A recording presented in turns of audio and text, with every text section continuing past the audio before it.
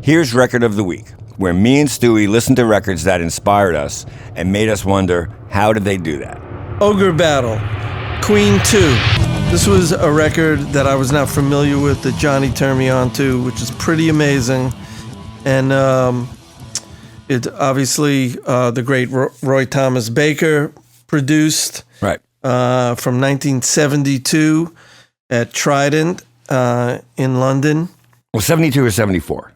Okay, so Freddie Mercury wrote Ogre Battle on guitar, as confirmed by Brian May in several interviews in 72. So it was written in 72. The band did not want to record it for the first album, but rather waited till they could have more studio freedom to do it properly. The ogre-like screams in the middle are Mercury's, and the high harmonies at the end of the chorus hook are sung by Taylor. Right. He did the hot. Yeah, he was. Sorry. No, good. No, I'm saying I forgot, even live, seeing them live, he always was singing all those fucking high harmonies live. It was pretty crazy. You saw them live? Yeah, I saw them a bunch of times. Really? Live. I actually saw them, I think that tour, and then every subsequent tour till News of the World. I saw that tour too, but then by then I was stopped. Kind of wasn't really into going to shows as much. Mm-hmm. But yeah, no, it was pretty great.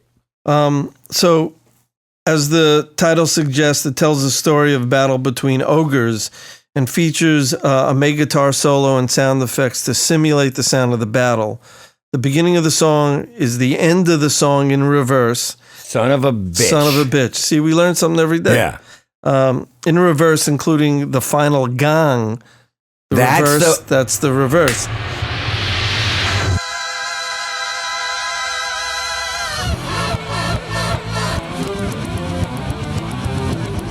Fucking A. Okay. Genius. Thanks. But see, on that gong thing in the beginning, if you listen, because I remember as a kid not knowing any of this stuff and buying the record and listening in headphones, it's also like phasing or flanging the gong. So the decay is rising up now because it's backwards, and you can hear it phase, like it's really trippy. And then the band comes in with the drums playing backwards, but I think the guitars are playing forwards. We listened to it. Remember that? Yeah, Didn't it seem like so right. The drums are backwards, but the guitars and bass are forward, right? Which is totally weird. And Amazing. then it flips halfway through the intro where the drums. So as a normal. kid, you were kind of scratching your head.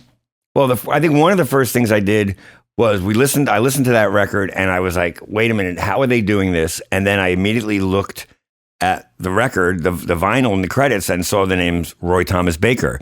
And from that moment on, I just it was the kind of thing where I would buy Roy Thomas Baker records. You know what I mean? Like whatever records he produced, I would buy them. Right. Because it was just such a significant sound. And I had their previous record, Queen 1, aptly titled, and it didn't have that kind of production value. I really liked the band, but this was like a game changer, you know? Were there hits on this record? You know, I don't think there were hits on the record per se, but it was such, in 1974 with FM, it wasn't necessarily a deal breaker. Right. And in fact, the next record, they started having all their mega hits. But this was just a great, kind of statement record. Father to Son is a wonderful ballad song that's beautiful lyrics, and just they did this thing where basically side 1 is the white side and side 2 is the black side. And so this is number 1. This is the first track on 2. 2, right. So side 2, which is the black side, is like Freddie Mercury's medieval mystical fairy songs. And they're, basically all like his tales. And side A, if I remember correctly, was the guitar player Brian May and the drummer. They wrote songs too, but they were just more rooted in normal life. So your appreciation of Queen at an early age has influenced your record making? Well, I mean, I love flanging. So I don't. How about reverse gongs?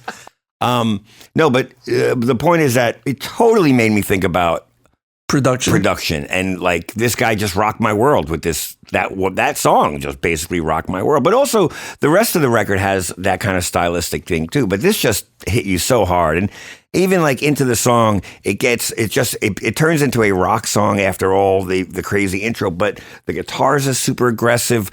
The harmonies and the ahs are just like in your, you know what I mean? It's really hard hitting. And that isn't just a normal song. I mean, obviously they pushed the envelope. Studio techniques. Yeah. But so you went to see them live. Were they able to recreate this stuff live, or was it just more like a four-piece rock band? I mean, they didn't really recreate it from what I can remember, but they were just such a great live band. Like they did the backgrounds, they could do that, and the guitar sounds were great. They were great musicians, but I don't necessarily know if they did the flanging and stuff like that. Which is all that. Interesting because these days people do that kind of stuff on a record. Right. They can recreate that live through technology. Right. Back in those days, the record and the live performance were completely different. Well, clearly the beginning of the song would not be that way. That's kind of amazing. Yeah. But I don't think, I think as so 74, maybe I was 16 going to these shows. I never went to the shows with that expectation of hearing the record. We always went to the show just seeing the band. And it was so great to see whether it was them or David Bowie. Where was the show? I want to say the Academy of Music was the first one. I think they opened up for Mott the Hoople on Queen 2 at the Eurus Theater. It was a famous Mott the Hoople on Broadway, which your buddy Ian would attest to. In fact, no, when I bumped into him, I did tell him I was at that show. So I'm sure, we had that conversation. Wow. But then maybe the Capitol Theater, no, not the Capitol Theater, the Academy of Music for sure. And by News of the World, probably the reason I stopped going to see them, but not them specifically, but they ended up being at Madison Square Garden, which was a whole different, it was really not as fun. Right. But you got to give Roy Thomas Baker immense credit for taking this four-piece band and doing these symphonic and there are layers of vocals in that shit. I mean, if you listen to those ahs, I mean, they are, loud, but also there's a shitload of them. But beautifully in tune and recorded beautifully. Yeah. And it was a real plan there. None of it seems accidental at all. Even the reverse gong is executed in a way that sounds like you can notate it as, if you had to play it in an orchestra, you would figure out how to do that because it so musically fell into where the next bit happened. And even though, I mean, it's possible it was an edit, or they just turned the gong around backwards, started to dump. What did they do? They dumped it to half track and then flew it back in reverse? Or made a safety, I guess, and cut that as the intro.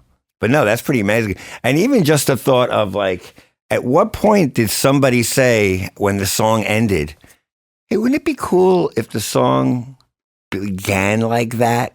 Like, how about that moment of like clarity?